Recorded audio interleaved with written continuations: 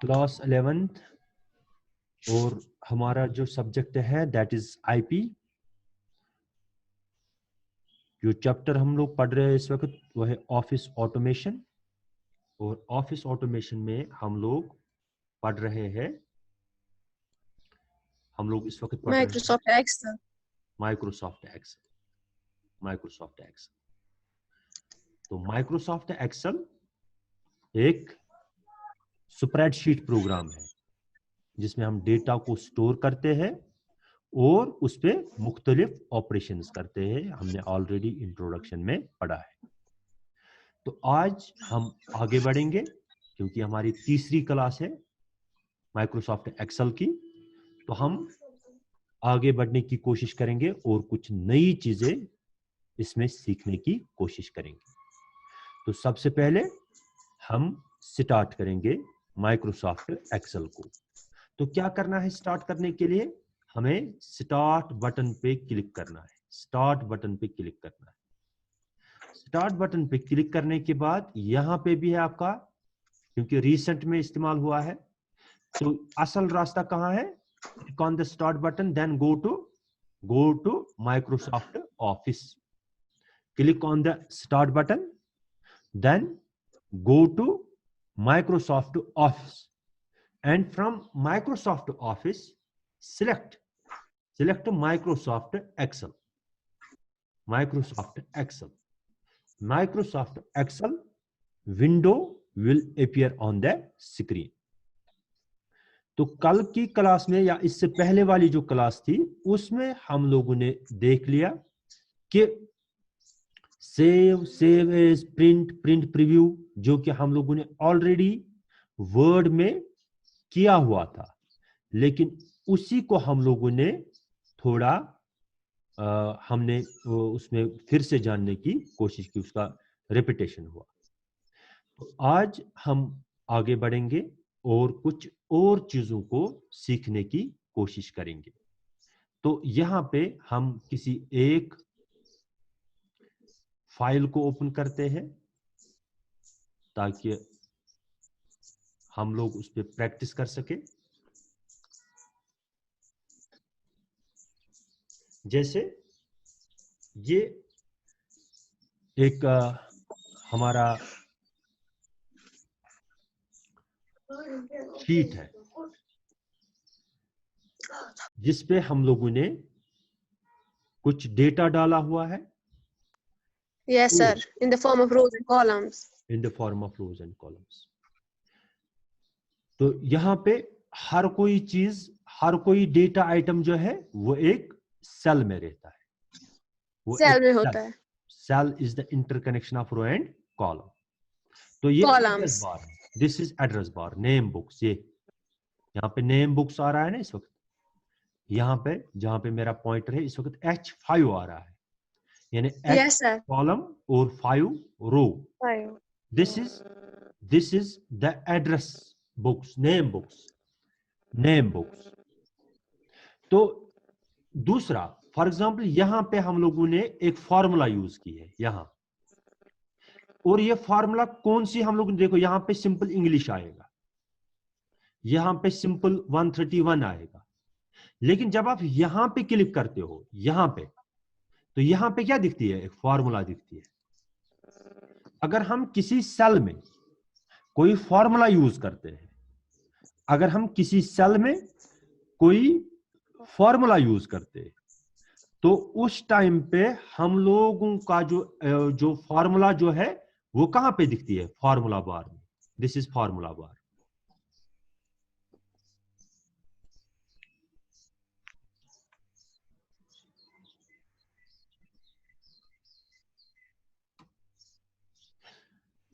ये जो है ये दिस इज फॉर्मूला बार। इसमें हमें क्या दिखती है? अगर हम किसी सेल में कोई फॉर्मूला यूज करें तो वो कहां पे दिखती है? वो यहां पे दिखती है, फॉर्मूला बार। इसी तरीके से हमारा यहां पे क्या होता है? मुख्तलिफ किस्म के शीट्स होते हैं। जैसे हम एक नई वर्कबुक क्रिएट करेंगे तो कहां पे जाएंगे? फाइल, न्यू, न्यू पे क्लिक करेंगे जैसे हम वहां पे भी करते थे। ब्लैंक वर्कबुक, ब्लैंक वर्कबुक, एक खाली वर्कबुक चाहिए, क्रिएट। ये हमारी वर्कबुक, ये जो है, तो वर्कबुक में होते हैं वर्कशीट्स। वर्कशीट्स यानी वो शीट्स जिन पे हम काम करते हैं, जिन पे हम डेटा टाइप करते हैं, जिन पे हम फॉर्मूलाज अप्लाई करते हैं, जिनमें हम अपने डेटा को स्टोर करते हैं। जैसे इस वक्त क्या है, दिस इज शीट 1, ये एक शीट है ये।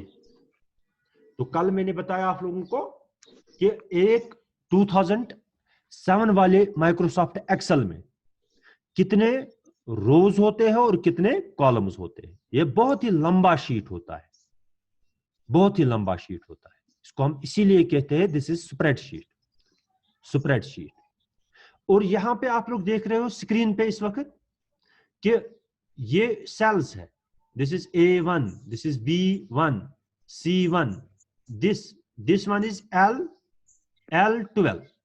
देखो रो कौन सा है, रो इज 12 एंड कॉलम कौन था, कॉलम था ये L, कॉलम L था, दैट वाज L12, L12 था, L12। तो यहां पे हमारा जो है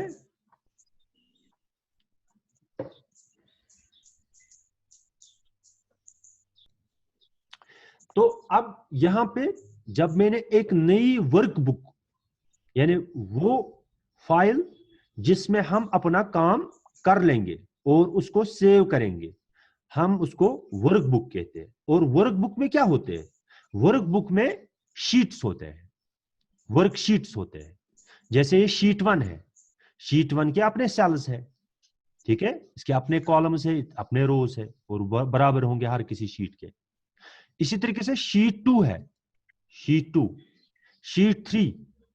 बाय डिफॉल्ट 3 शीट्स होते हैं हमारे एक्सेल में। हमारे माइक्रोसॉफ्ट एक्सेल में बाय डिफॉल्ट कितने शीट्स होते हैं, 3 शीट्स। हाँ, तो आप चाहे तो आप इसमें बहुत सारे और शीट्स इंसर्ट कर सकते हैं और इसका भी लिमिट होता है।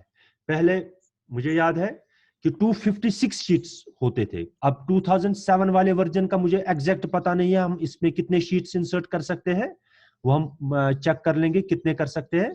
जिस तरह से हमने रोज और कॉलम्स के बारे में चेक किया था, उसी तरीके से हम लोग ये भी देख सकते हैं कि हम लोग मैक्सिमम कितने शीट्स हम एक वर्कबुक में डाल सकते हैं।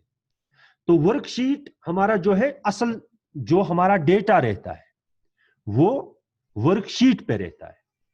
अब क्या होता है, फॉर एग्जांपल सेम फाइल है, से फॉर एग्जांपल हम लोग इसमें रिजल्ट स्टोर कर रहे हैं स्टूडेंट्स के, और इसमें हम 9th रखेंगे, इसमें 10th रखेंगे, इसमें 11th रखेंगे।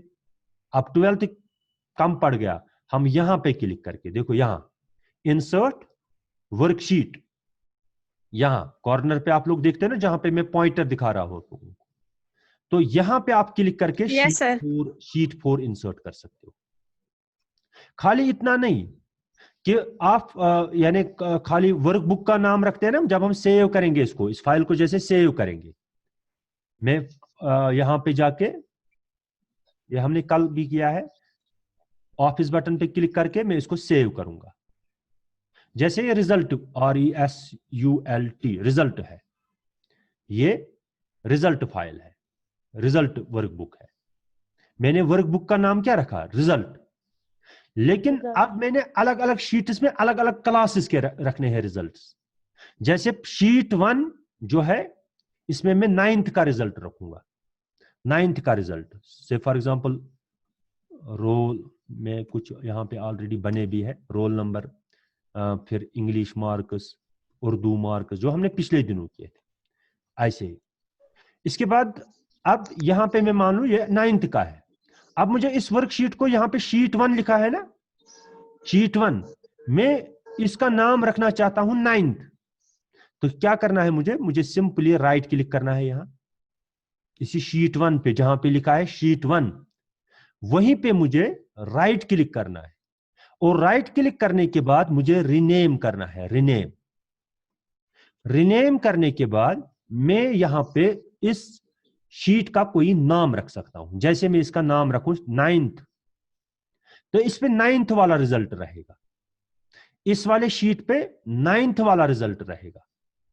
इसी तरीके से अब जो शीट 2 है, मैं इसमें 10th का रिजल्ट रखना चाहता हूं, तो मैं इसको अपने मर्जी से कोई भी नाम दे सकता हूं। जैसे यहां पे राइट क्लिक करके, किस पे, शीट 2 पे राइट क्लिक करना है और उसके बाद रिनेम करना है, और यहां पे लिखेंगे 10th।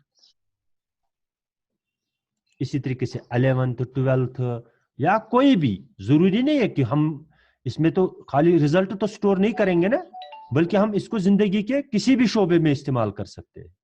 हम लोग लिस्ट बनाते हैं, हम लोग अक्सर Yes, चीजों sir. को आजकल टेबलर फॉर्म में स्टोर करते हैं, चाहे वो आइटम्स हो, चाहे वो कस्टमर्स हो, चाहे वो और कोई चीज हो, लोगों के लिस्ट हो, तो हम उनको एक टेबलर फॉर्म में स्टोर करते हैं, रोज और कॉलम्स में स्टोर करते हैं। और इसके बाद ये क्या रहता है कि वर्क बुक में हम लोग, फॉर एग्जांपल हमें लिस्ट बनानी है अलग अलग गांवों की, अलग अलग, उसमें हमें बीपीएल वालों के इंफॉर्मेशन स्टोर करके रखनी है। बाद में हम एक शीट का नाम कंगन रखेंगे, दूसरे का पंजन रखेंगे, तीसरे का अखाल रखेंगे, फोर्थ का हम लोग गणवन रखेंगे, ऐसे ही विलेज वाइज। तो एक वर्क बुक में बहुत सारे वर्कशीट्स हो सकते हैं, और हम उन वर्कशीट्स को रिनेम कर सकते हैं, उनका हम नया नाम दे सकते हैं, ताकि हम लोग जल्दी से आइडेंटिफाई कर सके ये 9th का है, 10th का है, 11th का है, 12th का है, ये गणिमन का है, कंगन का है, सोनमर्ग का है, ऐसे ही वो हम वर्कशीट्स को कर सकते हैं। तो अब हम कुछ यहाँ पे कुछ डेटा हम लोगों ने ऑलरेडी लिया हुआ था। मैं कोई यहाँ पे आप लोगों के लिए कोई डेटा ओपन करता हूं। इसी तरीके से हम लोग यहाँ पे, जैसे हमने यहाँ पे परसेंटेज निकाली, ठीक है, क्योंकि हमने क्या किया, Yes, is sir. Equal to, क्योंकि किसी भी फॉर्मूला के सामने हम लोग क्या इंसर्ट करते हैं, पहले is equal, is equal, Is equal. हाँ इज इक्वल टू हम यहाँ पे लिखते हैं। फिर हम लोगों ने क्या किया कि हमें परसेंटेज निकालनी है, हमें यानी परसेंटेज निकालनी है कि किस सब्जेक्ट में कितना परसेंटेज निकला है रिजल्ट का। तो हम लोगों ने क्या किया, D6 में क्या है, कितने स्टूडेंट पास हुए, और C6 में क्या है, टोटल नंबर ऑफ स्टूडेंट्स कितने हैं। तो D6 divided by C6 into 100, तो यहां पे निकल गया उसकी परसेंटेज। बाद में हमने ड्रैग करके हर किसी की निकाल दी। तो इसी तरीके से हम और कोई फाइल देखेंगे, हमारे पास बहुत सारी फाइल्स थी, अब मुझे इस वक्त पता नहीं कहाँ कहाँ पे है। जैसे हम लोग रिजल्ट बनाते थे किसी रिजल्ट, हम सर्च करने की कोशिश करेंगे इस पीसी में, RESULT रिजल्ट।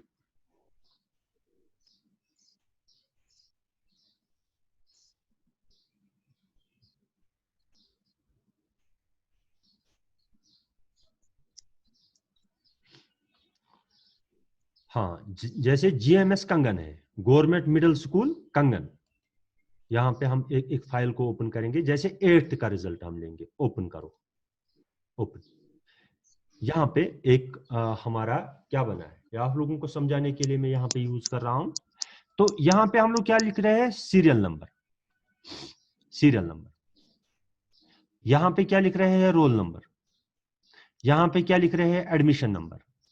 यहाँ पे क्या लिख रहे हैं, कैंडिडेट का नाम, उसकी पेरेंटेज, उसकी डेट ऑफ बर्थ, और internal assessment English U1 U2। देखो यहाँ पे कुछ चीजें ऐसी है जो सीखने के, यहाँ पे इन्होंने देखो क्या किया है, इसको गलत तरीके से बनाया है। यहाँ पे जो है ना, जैसे U1 है, ये लोग क्या करना चाहते थे, ऊपर लिखना चाहते थे, इंग्लिश, इंग्लिश ये ऊपर लिखना चाहते थे। इसके बाद इंग्लिश के U1 में कितने आए, U2 में कितने आए, T1 में कितने आए, U3 में कितने आए, और टोटल कितने U3 में कितने आए। हाँ, देखो ये सारा का सारा जो है ना, ये गलत तरीका है। देखो जैसे हम इसको मैं ठीक कर लूंगा, एक को, जैसे यहाँ पे मैं इसको इंग्लिश लिख दूंगा। इंग्लिश के कितने आने चाहिए अंदर से, बाकी कॉलम्स U1 1 2 3 4 5, मैं यहां तक करूंगा 1 2 3 4 5 ये मान तो यपर तानत की फिलहाल हम सीखने के लिए ये कर लेंगे। वो यमिस क्या कर बहाव तो वनी अम कोर्मुत यानी ये आप लोगों को अभी समझ में आएगा क्या गलती थी यहाँ। देखो क्या है इंग्लिश के लिखने हैं पेट कन गन इंग्लिश पेट गन इंग्लिश इंग्लिश गन बन कन U1 U2 T1 U3 तो बे टोटल गो अत बन कन कत कॉलम जरूरत 5 कॉलम बन कन जरूरत क्या करो इंग्लिशस निश करो 1 2 3 4 तो 5 कॉलम हम यहाँ पे क्या करेंगे 5 कॉलम हम लोग यहाँ पे 5 कॉलम हम लोग यहाँ पे सिलेक्ट करेंगे। 5 कॉलम सिलेक्ट करेंगे बाद हम लोग क्या करेंगे मर्ज करेंगे। मर्ज ये होम टैब में जाएंगे और मर्ज करेंगे इसको मर्ज आवा पे इंग्लिश ये मज बन कन कस वन देखो अभी मैं तमाशा दिखाता हूँ वुच सा ये तुल तो ये त्रा तो सोच डिलीट कर। अब हम यहाँ पे लिखेंगे इंग्लिश है ना यहाँ पे हम लिखेंगे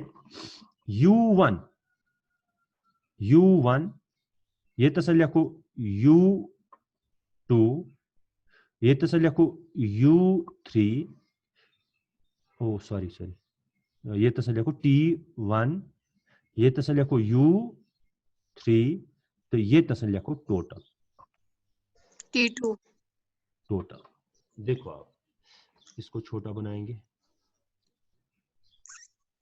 कम डेटा ये गो U2 ये गो T1 ये गो U3 तो ये गो टोटल। देखो ऊपर क्या है इंग्लिश खाली है ना और इंग्लिश के नीचे क्या आ गया इंग्लिश के नीचे आ गया U1 U2 T1 U3 total 22 ठीक है। अब हम यहाँ पे एंटर करेंगे यस सर जैसे हम यहाँ पे रखेंगे 7 इसके U1 में U2 में आए हैं 5 T1 में आए हैं फॉर एग्जाम्पल 15 ठीक है U2 में आए हैं U3 में आए हैं फॉर एग्जाम्पल 7। इसी तरीके से इनके भी कुछ 8 4 3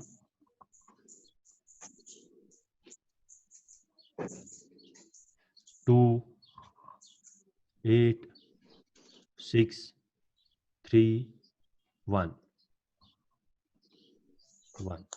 इसी तरीके से इसके भी लिखेंगे 8 5 6 3 7 2 8 2। इसी तरीके से इसके लिखेंगे 14 12 13 11 9 8 7 15। इसी तरीके से U3 के लिखेंगे हाँ 6 8 7 3 2 1 5 4। देखो आप इसका देखो ये कितना अच्छा लग रहा है और अभी उस पर कोई फॉर्मूला अप्लाई नहीं कर सकते जिस तरह से इसने लिखा था ना जिसने बनाया था ये एक्सेल शीट उसने गलत तरीके से बनाया। यस सर मैंने ऊपर कितने रोज को कितने कॉलम्स को मर्ज किया 5 कॉलम्स को। देखो यहाँ GHIJK और नीचे हमने U1 U2 ये सब इंग्लिश के अंडर आ गए। ये सब इंग्लिश के आप लोगों को ये चीजें काफी जगहों पे जरूरत पड़ेगी ऐसी चीजों की जहां पे ऊपर हमारे होता है फॉर एग्जाम्पल ऊपर हम लिखेंगे इंग्लिश और नीचे लिखना है U1 T1 एंड T2 ठीक है। नीचे लिखना है T1 में कितना आया है T2 में कितना है। हम लोग क्या करेंगे उसको हम लोग ऊपर करेंगे जिसमें हम लिखेंगे ना इंग्लिश उन दो सेल्स को आपस में क्या करेंगे मर्ज। देखो ये मर्ज हो गए ये दो नीचे कहीं करेंगे।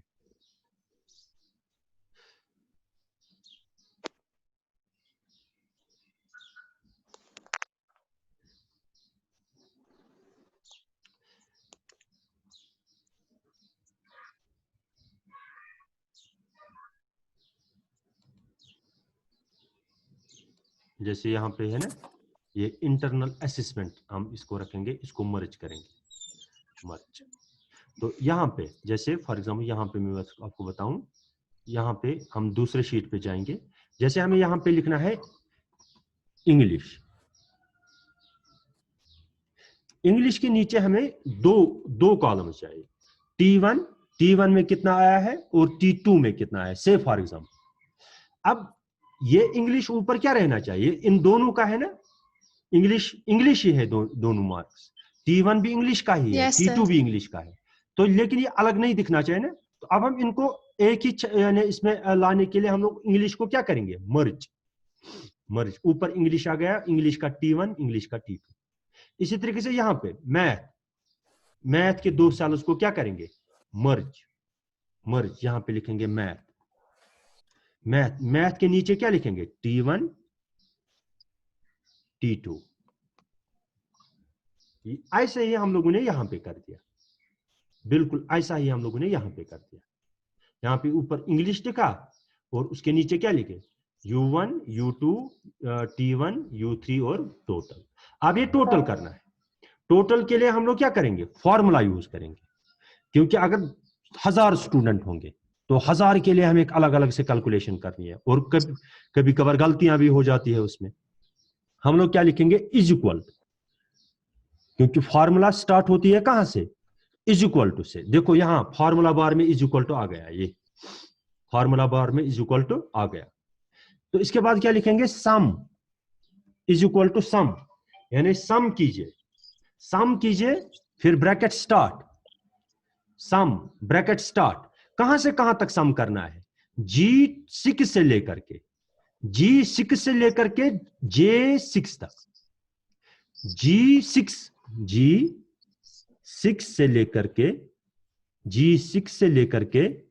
J6 तक, G6 से लेकर के क्योंकि G6 में क्या है, U1, H6 में क्या है, U2, I6 में क्या है, T1, J6 में क्या है, U3।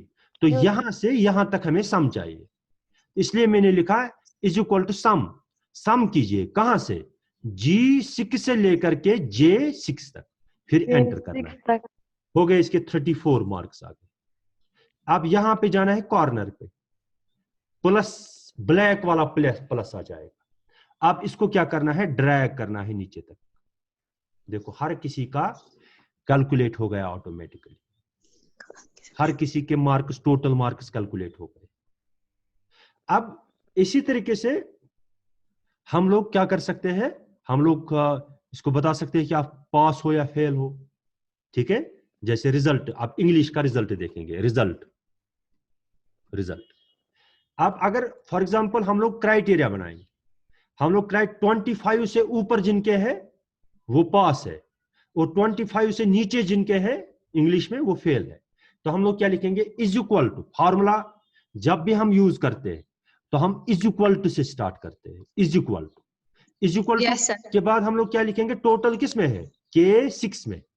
ये K6 हमारी सेल है ना, ये K6, ये हमारी सेल जो है, दिस सेल, ये है K कॉलम, और 6 क्या है, रो, इज इक्वल टू K6। हाँ no, is equal to if भी लिखना है, if K6 is greater than 25। 6. अगर 25 से वो ज्यादा है तो फिर क्या कीजिए, फिर लिख दीजिए पास। 25. हाँ, फिर लिख दीजिए पास, हाँ पास, PASS, पास। अगर नहीं है, कामा इसी तरीके से डबल कोट्स में FAIL, फेल। Then fail. हाँ, FAIL, fail, IL. Quotes close, बस इतना लिखना है, एंटर। अब देखो एक का हम लोगों ने कैलकुलेट किया रिजल्ट, तो अब हम नीचे तक ड्रैग करेंगे इसको, सब का सब, किसी का फेल आ गया, कुछ का Yes, फेल sir. आ गया, कुछ का पास आ गया। जिनका 25 से ऊपर था वो पास, Yes, पे sir. प्रिंट हुआ, और जहां पे उससे कम था वहां पे क्या टाइप किया इसने, वहां पे फेल टेक्स्ट आ, क्योंकि हमने फॉर्मूला में ये लिख दिया था। देखो जब हमें देखना है कि इस सेल में कौन सी फॉर्मूला है, वो यहाँ पे दिखेगी फॉर्मूला बार में, ये इसकी फॉर्मूला है। यहाँ पे कौन सी फॉर्मूला है वो दिखेगी यहाँ। तो इसी तरीके से ये कौन सी सेल है, सेल का एड्रेस क्या है, सेल का नाम क्या है, वो ये है H6, ये H कॉलम है और 6 रो है। तो ये कुछ मैंने आप लोगों को आज रिपीट किया, कुछ चीजें मैंने रिपीट कर, ताकि आप लोग इसको समझ सके अच्छी तरीके से, क्योंकि इसमें ज्यादा फॉर्मूलाज का Yes, sir. आपको आया याद नहीं है। समझ. तो यहाँ पे हम सिलेबस को भी देखेंगे, सिलेबस पे क्या लिखा है, एक सेकंड।